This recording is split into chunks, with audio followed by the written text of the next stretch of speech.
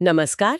आज हम Charles Dickens की एक बहुत ही प्यारी छोटी सी कहानी पर बात करने वाले हैं। हाँ नमस्कार।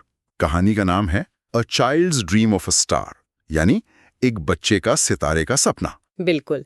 और ये कहानी ना एक बच्चे की नजरों से जिंदगी, मौत और उम्मीद जैसे बड़ी चीजों को देखती है। सही कहा, बहुत मासूमियत से भरी हुई है। अगर आपको हमारी ये कोशिश पसंद आ रही है और आप दुनिया भर से ऐसी और कहानियां सुनना चाहते हैं तो प्लीज इस प्रस्तुति को लाइक जरूर करें। आपका एक लाइक हमें बहुत हिम्मत देता है। हाँ बिल्कुल, तो चलिए कहानी में चलते हैं। हाँ जरूर। तो कहानी शुरू होती है एक बच्चे और उसकी छोटी बहन से। हाँ, वो दोनों जैसे दुनिया को बड़ी हैरानी से देखते हैं ना, फूल, आसमान, पानी। सब कुछ जैसे ईश्वर ने क्या कमाल की चीजें बनाई हैं। और वो ये भी सोचते हैं कि क्या ये कलियां, ये नदियां, ये सितारे भी बच्चों की तरह होते होंगे। मतलब क्या वो भी इंसानी बच्चों के लिए दुखी होते होंगे? ये सोचना ही कितना मासूम है। और फिर आता है वो खास तारा। हाँ, वो तारा जिसे वो रोज शाम को देखते थे, चर्च के पास, कब्रों के ठीक ऊपर। वो उसे अपना दोस्त मानने लगते हैं। रात को सोने से पहले इसे गुड नाइट भी कहते हैं। लेकिन फिर कहानी में दुख आता है। हाँ, बहन बीमार पड़ जाती है, बहुत कमजोर हो जाती है। और भाई अब अकेले ही उस तारे को देखता है और बहन को बताता है कि तारा कैसा दिख रहा है। और बहन बस यही कहती है, भगवान जी मेरे भैया और उस तारे का ख्याल रखना। उफ। और फिर जल्दी वो गुजर जाती है। हाँ, कब्रिस्तान में एक और छोटी सी कब्र बन जाती है। बच्चा अब अकेले उस तारे को देखता है और रोता है। और यहीं पर वो तारा थोड़ा बदलने लगता है ना?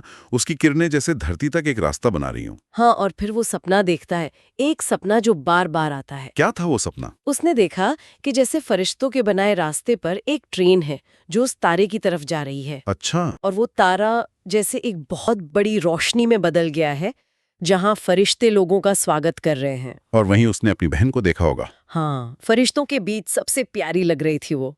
और बहन पूछती है कि क्या उसका भाई भी आ सकता है। लेकिन जो सबसे बड़े फरिश्ते थे उन्होंने मना कर दिया और भाई बस पुकारता रहा, मुझे भी ले चल, मुझे भी ले चल। ओह, ये सपना तो बड़ा गहरा है और ये बार बार आता है जैसा आपने कहा। हाँ, कुछ वक्त बाद घर में एक और बच्चे का जन्म होता है, उसका छोटा भाई। लेकिन वो भी ज्यादा दिन नहीं रहता। वो भी चला जाता है। हाँ, और बच्चा फिर वही सपना देखता है।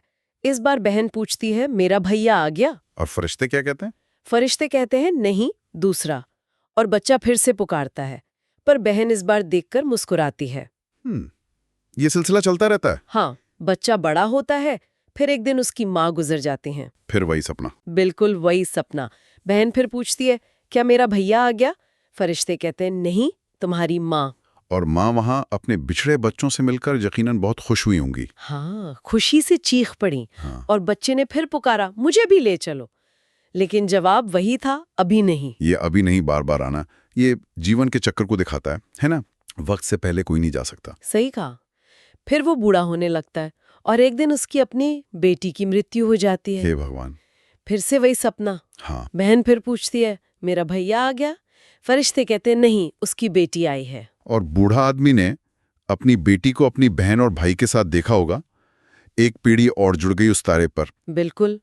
और आखिर में वो खुद बहुत बूढ़ा और कमजोर हो जाता है, अपने बिस्तर पर शायद। हाँ, बिस्तर पे लेटा हुआ, अपने बच्चों से घिरा हुआ।